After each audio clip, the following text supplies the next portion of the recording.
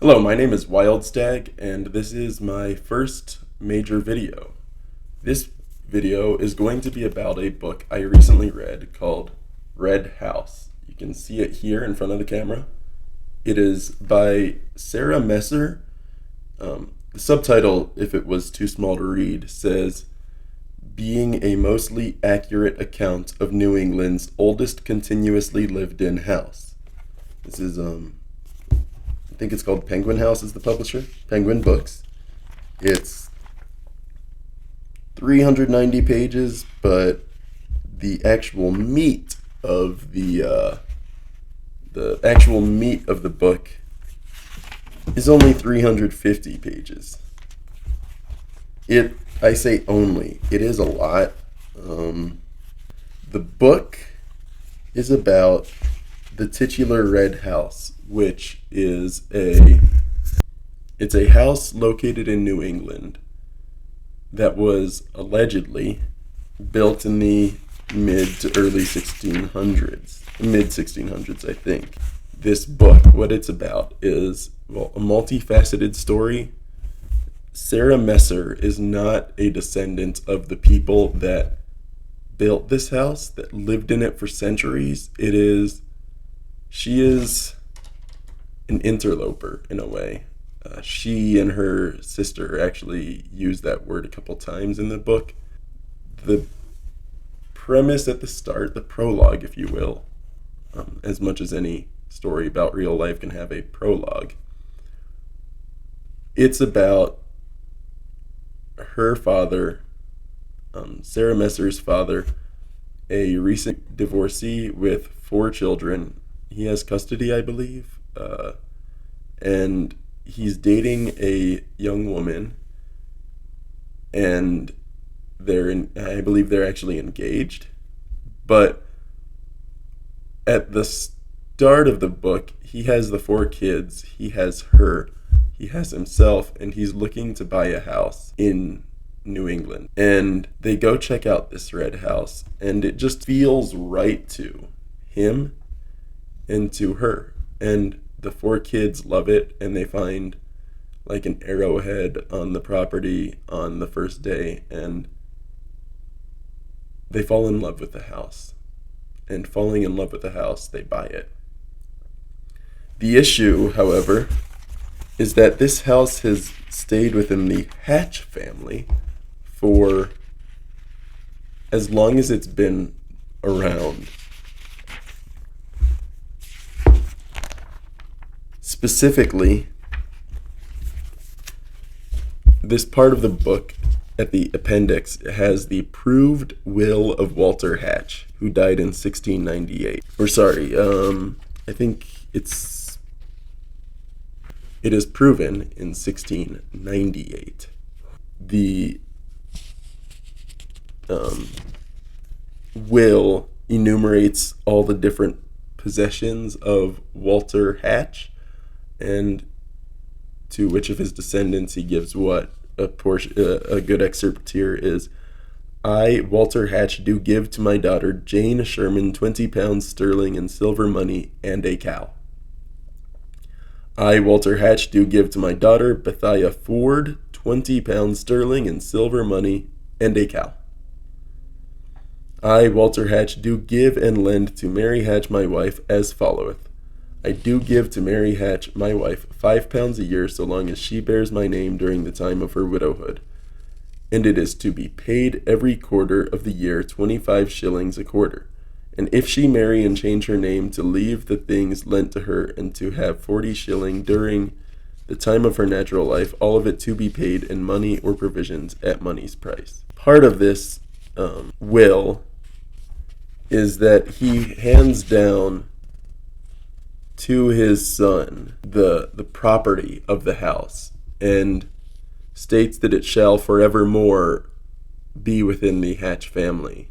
So long as the Hatch family lives, so long as it has that name, his house will be theirs. The author is not a Hatch. Her name is Messer, like I said, and that dichotomy is called forth a lot.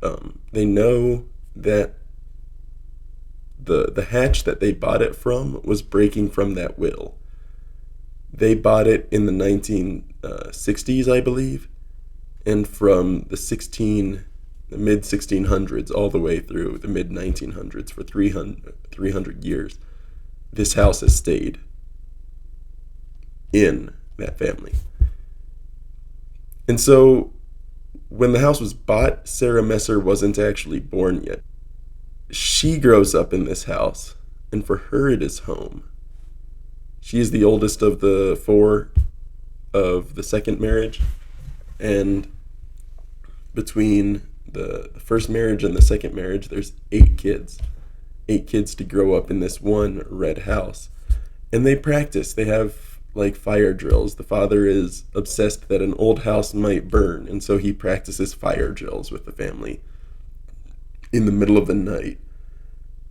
And eventually it pays off. And because of the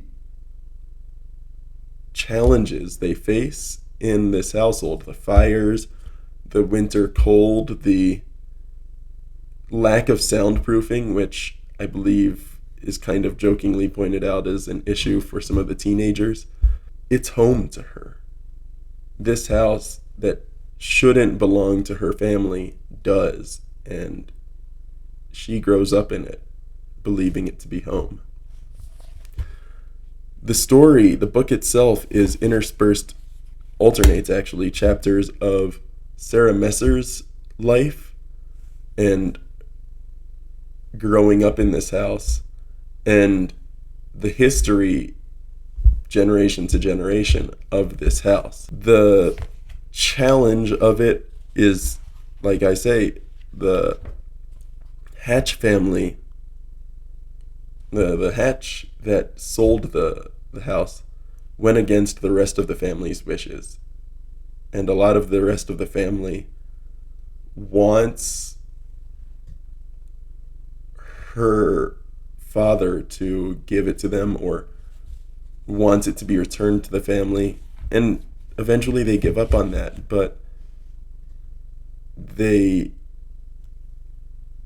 desire that she knows of is so part of her own life that despite growing up in this house, going through fires, going through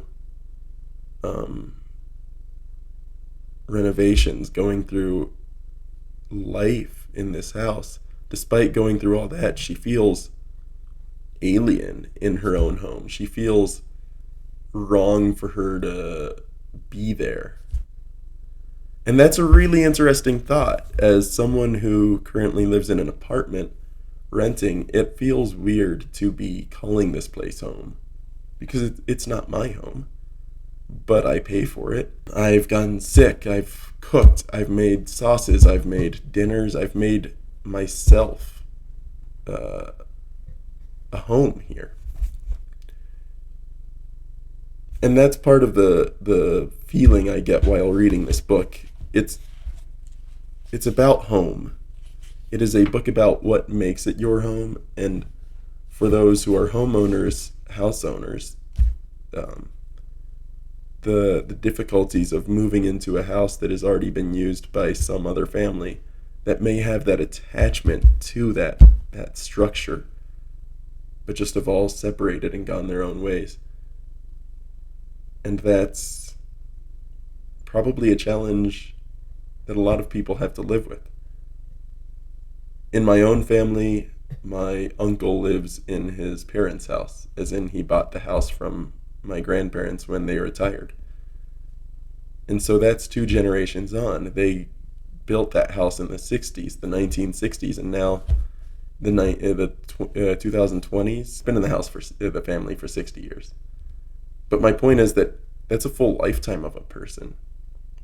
That's just one lifetime, 60 years. The people that are in this book have had it for 300 years in their family. And it's challenging to hear about how someone can grow up in their own home, do renovations, do everything they can to prove that it is their home. And in fact, part of the story is proving that the house is as old as the Hatch family claims it is. And to do all that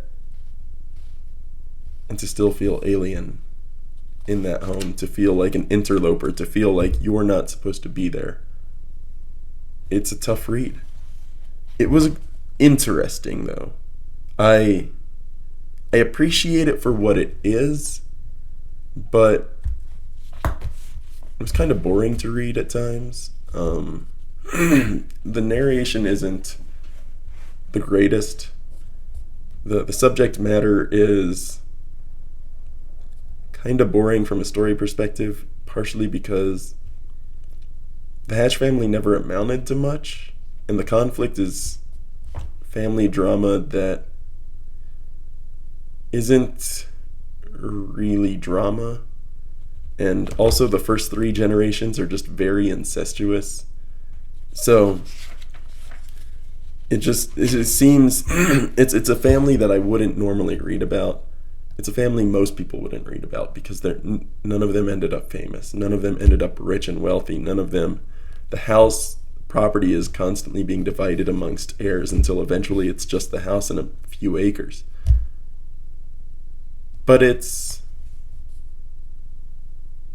charming in that way too.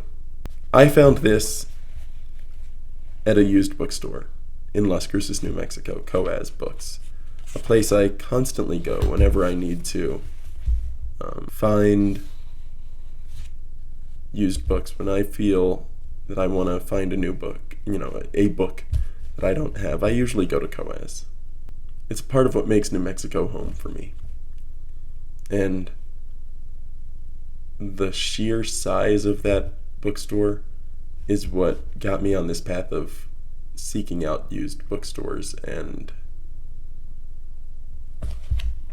supporting them. So, once again, I'm going to show the book, Red House. There you go, Sarah Messer. I liked this book. I don't think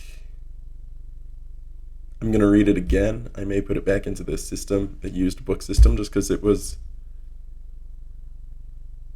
wasn't engaging enough for me to want to read again.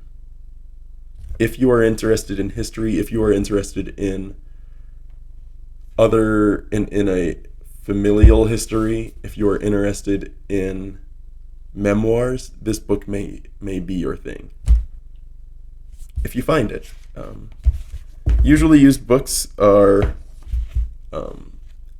at bookstores, usually it's half the listed price on the back. So this one was originally $15. When I bought it, it was $5. So for $5, it's a good book. It took me a couple months to get through it, just find time to read it. But, it was worth it, I think. It was worth $5. If you find it, maybe pick it up. Consider giving it a look through. Maybe it's something you'd like to read or learn about. I probably didn't do the summary justice, but if you read it and find any issues in my narration, then, you are clearly interested enough to read it and pick through it, so I'd call that a win. Anyway, my name is Wild Stag, and this book, Red House, I bought at a used bookstore, and I thought it was worth the money. Maybe you will too. Thank you.